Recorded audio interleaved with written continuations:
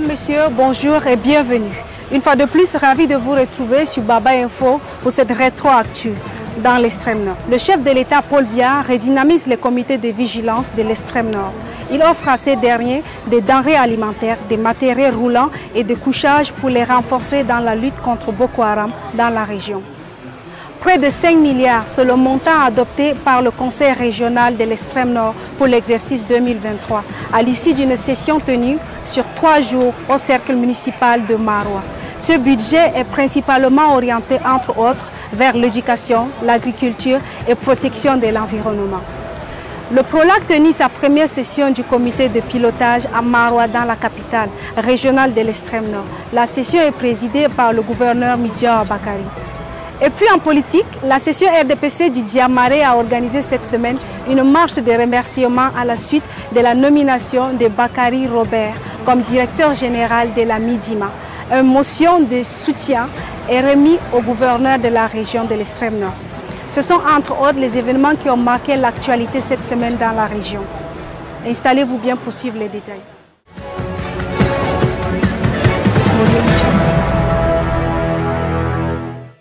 Dans cette édition, nous parlons de la bourse de formation professionnelle, honorable Salmana Amadou Ali, qui aide les jeunes à s'insérer dans le monde socio-professionnel. Mais avant, revisitons l'actualité avec nos reporters.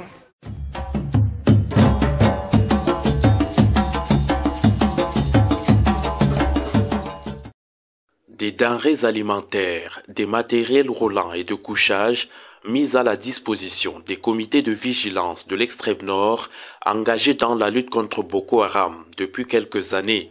Le don est du chef de l'État Paul Biya et a été remis ce 31 janvier 2023 au cours d'une cérémonie tenue à l'esplanade des services du gouverneur. Grand merci, merci beaucoup pour son geste à notre rencontre. Dynamiser ces braves hommes afin d'assurer la sécurité de la région, tel est le leitmotiv de cette assistance. Bien que Boko Haram battant de l'aile est notre phénomène, celui du banditisme urbain et périurbain, le comité de vigilance devait prendre le relais pour informer les autorités administratives, les forces de défense, de sécurité, pour une intervention en temps réel. Ces appuis, accompagnés d'un message d'encouragement, signent la volonté des pouvoirs publics de mettre en place un dispositif sécuritaire afin de redonner vie aux localités qui ont souffert des affres de Boko Haram.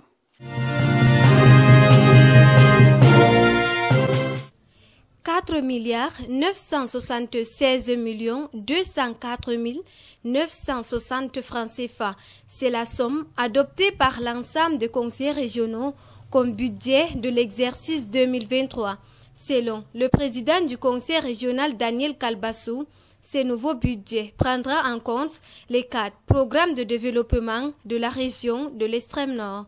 Le budget 2023, c'est le premier budget qui met en application les 4 programmes du conseil régional tel qu'il a été défini dans notre plan régional de développement.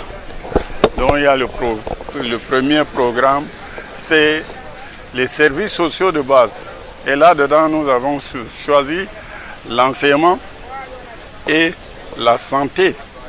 Le social aussi un peu, mais cela représente effectivement le tiers de notre budget. Après les mots de clôture du gouverneur de la région de l'extrême nord, Midja Bakari, qui a souligné la nécessité de ce budget pour le développement de la région de l'extrême nord, et a appelé les conseillers régionaux à travailler en synergie. Cette session du conseil régional s'est achevée dans des conditions positives.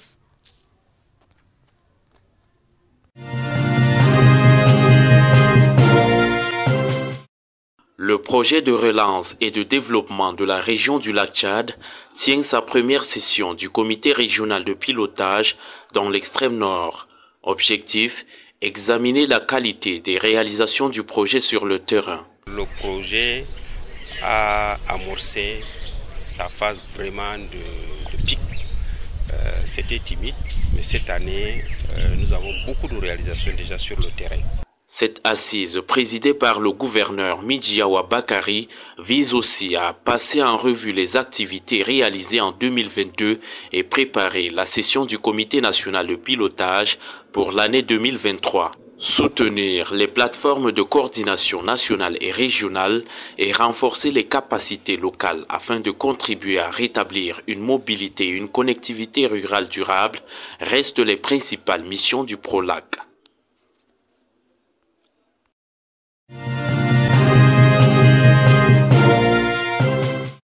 Grande mobilisation des sections RDPC du Diamaré dans les artères de la ville de Maroua. L'élite RDPC de ce département a organisé une marche pour exprimer leur remerciement à l'endroit du président de la République Paul Biya pour avoir porté leur camarade Bakari Robert à la tête de la Midima. Qui a été nommé le 18 janvier dernier au poste important de directeur général de la Midima. En l'occurrence, M. Bakari Robert. Il se donne de bons temps pour nous, les militants du RDPC et les populations du Diamaré de manière globale. Et même de la région de Semnor, dont il est originaire, de venir remercier le chef de l'État qui l'a porté à cette haute fonction. Ces hommes et femmes politiques réaffirment leur indéfectible soutien à leur président national. À l'occasion, une motion de soutien adressée au chef de l'État est remise au gouverneur de la région pour transmettre acquis de droit.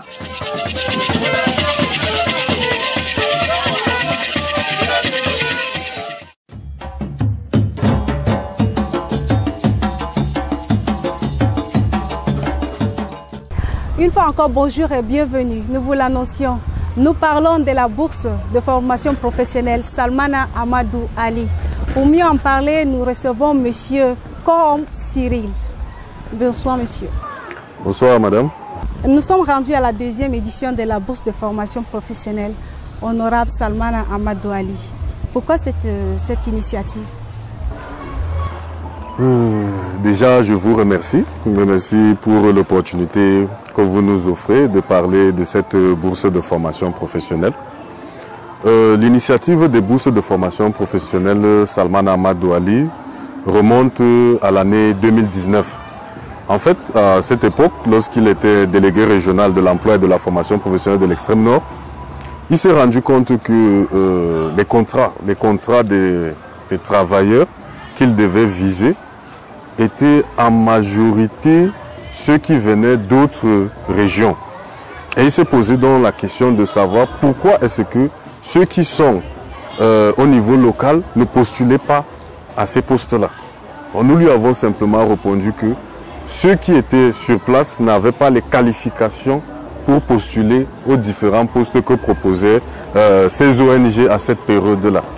C'est de là que lui est venue l'idée de lancer des bourses de formation professionnalisantes pour permettre, pour outiller donc tous ceux qui sont dans la ville de Maroua en particulier et dans la région de l'extrême nord en général, d'avoir des diplômes professionnels et pouvoir postuler pour ces nombreuses opportunités d'emploi qu'il y avait dans la région. Nous avons constaté que sur 4 559 dossiers déposés, vous avez retenu 3 506. Comment s'est passée l'opération de sélection?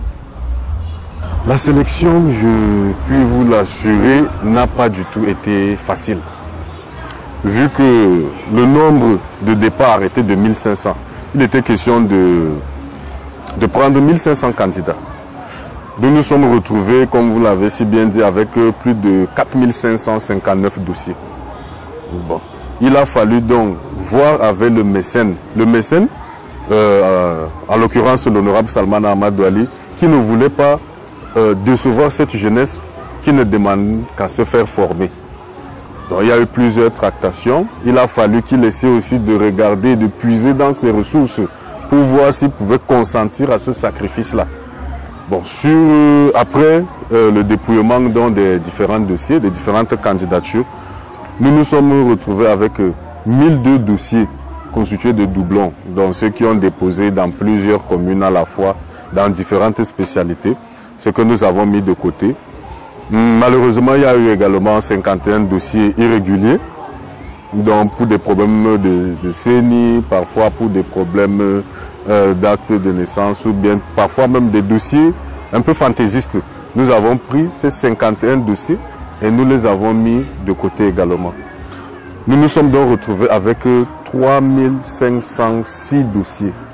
Et le mécène nous a surpris agréablement en annonçant qu'il devait prendre donc l'ensemble de ces 3500 dossiers, 3506 pour être plus exact.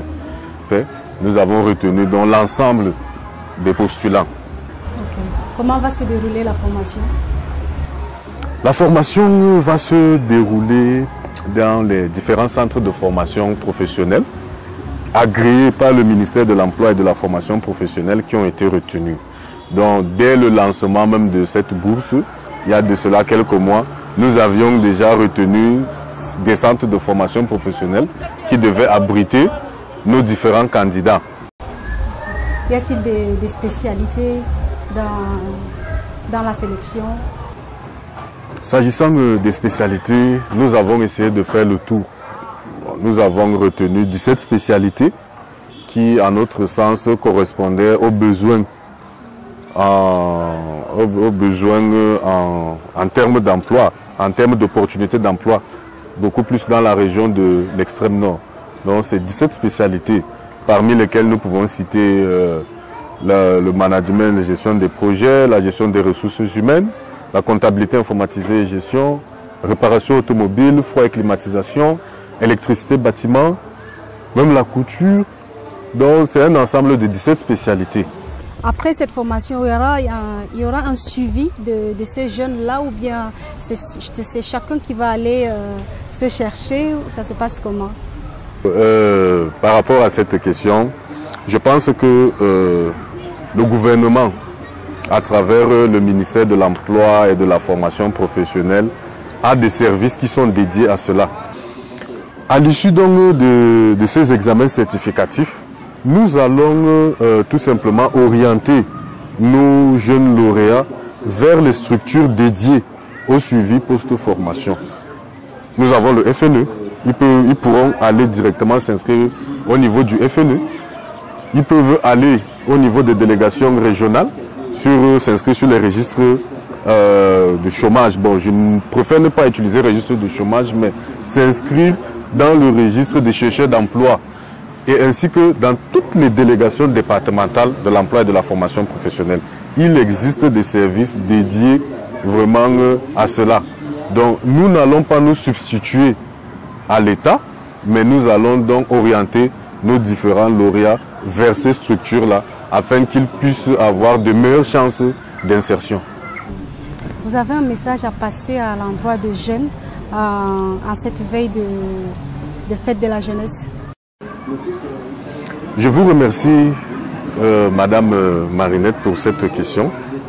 Je pense qu'à la veille de la fête de la jeunesse, tous les jeunes devraient prendre conscience de leur valeur, de ce que le pays attend d'eux. On nous demande de faire un réarmement moral, civique, entrepreneurial. Nous devons entreprendre. Nous ne devons plus rester sur place et attendre tout du gouvernement, tout des parents. Nous devons nous-mêmes nous secouer. Nous devons prendre notre destin en main. Parce que le Cameroun de demain, il nous appartient.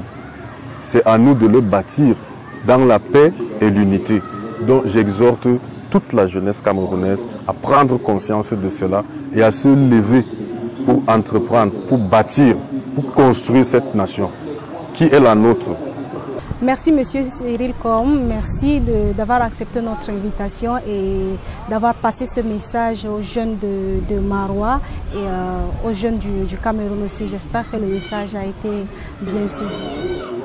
Je vous remercie Madame Marinette, je vous remercie de m'avoir donné l'opportunité de m'exprimer au sujet de la bourse de formation Salmana Amadou Ali.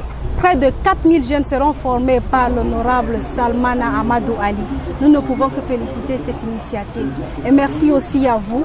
Et surtout, n'oubliez pas de vous abonner à la page Baba Info.